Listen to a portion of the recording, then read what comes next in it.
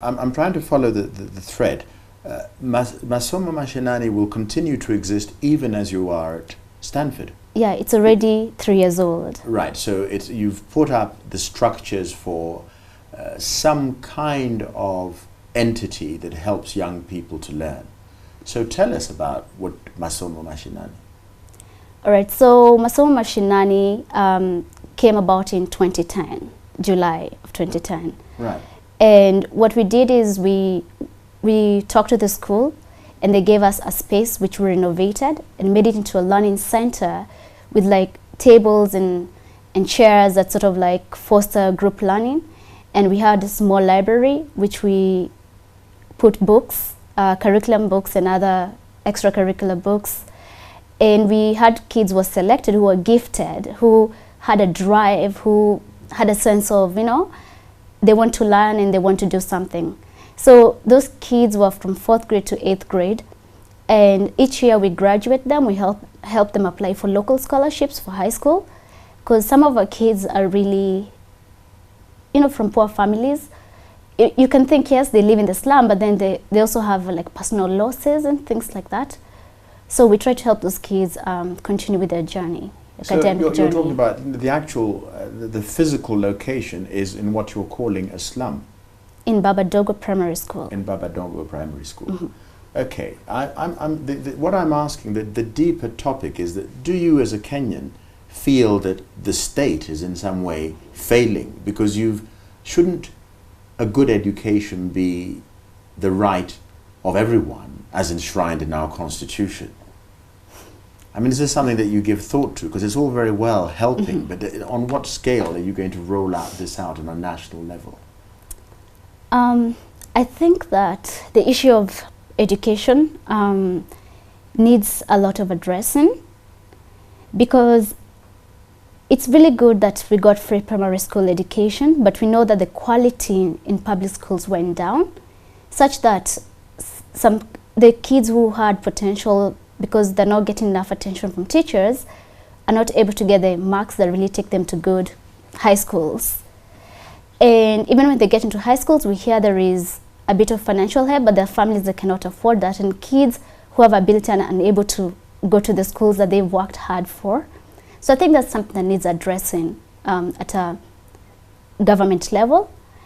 And when I think about universities right now, people get degrees and they're not able to get jobs.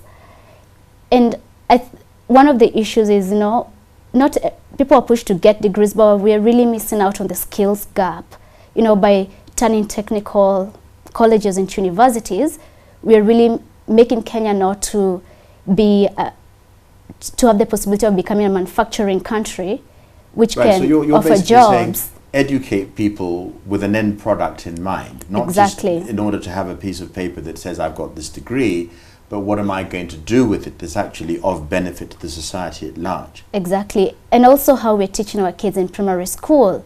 Are we giving them critical thinking skills? Are we helping them to become innovative at a young age so that they're able to develop solutions that are pertinent within their environment?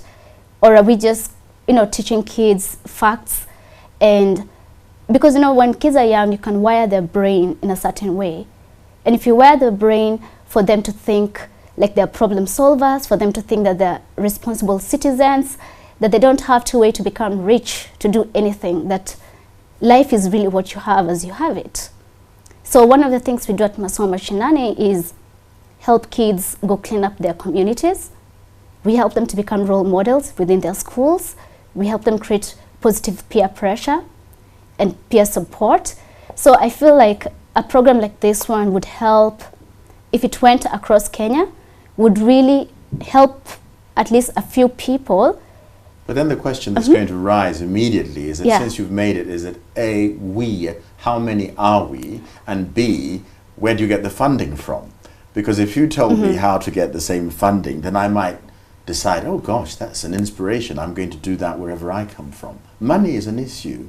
It is an issue, but one thing I learned from this organization is that right now we have, for 3 years we've had mentors, people who went to that school, lived in that environment, who came back and have really embraced the organization, they've embraced the cause, and they volunteer their time and energy to make sure that kids are continuing to learn. So the models in which you start things have to be models that are sustainable, and not just recognize. So you're saying your teachers, so to speak, remember, because of your stories, that you might go after your holidays, you'll go back to Stanford to finish your studies.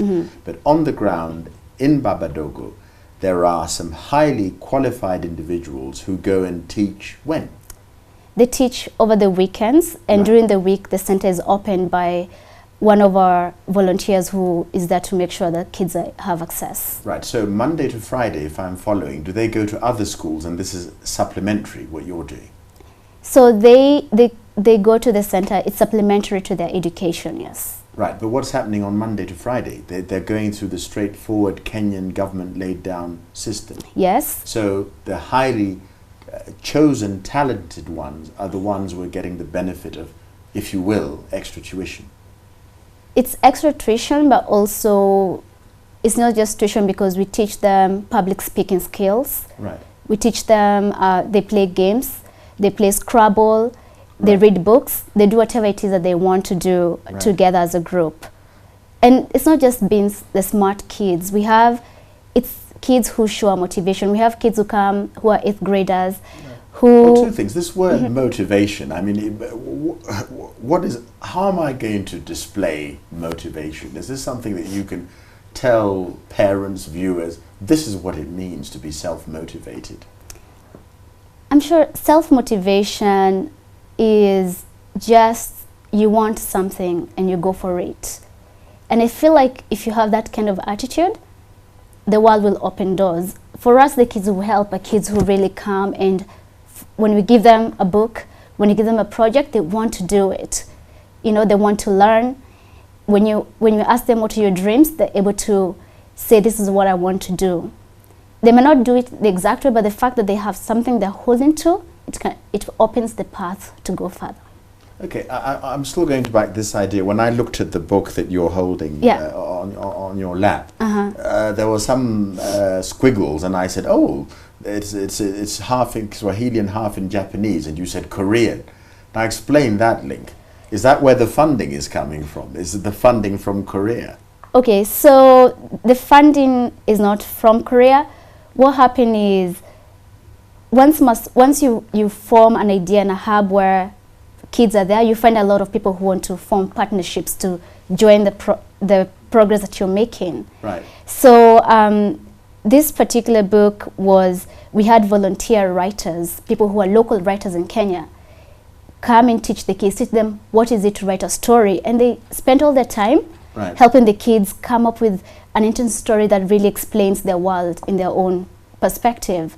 And we had... And so you flip it through, so they're the drawings. Yeah, so they drew. They drew, they colored. Right. And these are the students. Right. And they all graduated now from the program. Right. And this is one of our mentors who was guiding the project. Right.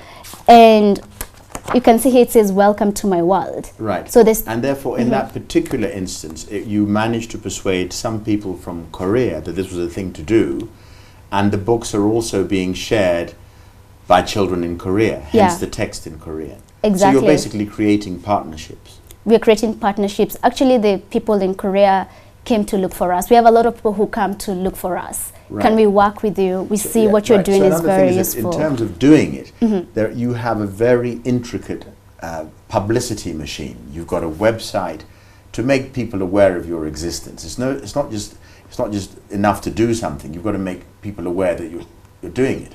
Is that the formula? I think for us, I have to mention, I told you we have university students who volunteer. Right. We have a committee that we formed of the alumni. Yes. And right now they formed their own NGO status here in Kenya because they want to tap out into corporate Kenya for help. Right. You know, to expand this program.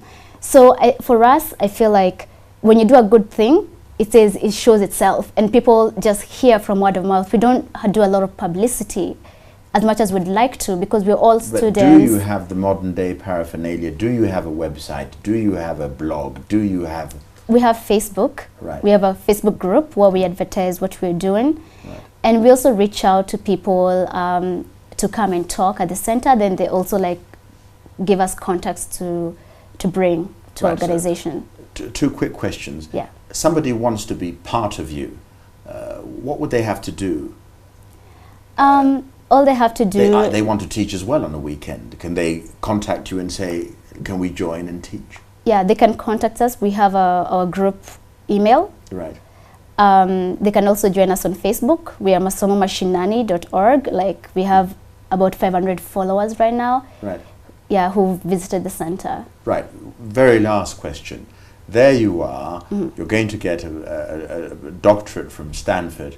Will you, Margaret Mumbi MONG'ARE, eventually become part of the brain drain? You won't come back. You'll move on to... I don't think, wherever you go, home is best. And so I really don't believe in something like brain drain. At least in my generation, I feel like Africa is the place to be. There's a lot of progress going on. There's a lot of economic growth, and there's a lot of problems to solve. So if someone stays in America, you can only do so much there as someone who is not even an American citizen. So for me, I think that getting an opportunity to come back to Kenya will be amazing, and this is where ZAWADI comes in. Right now, the students who finished their higher education, they've come back. And yeah, so I know that I will be coming back. Margaret Mumbi MONG'ARE, thank you very much for coming on the JSO interview. Yeah, thank you, John.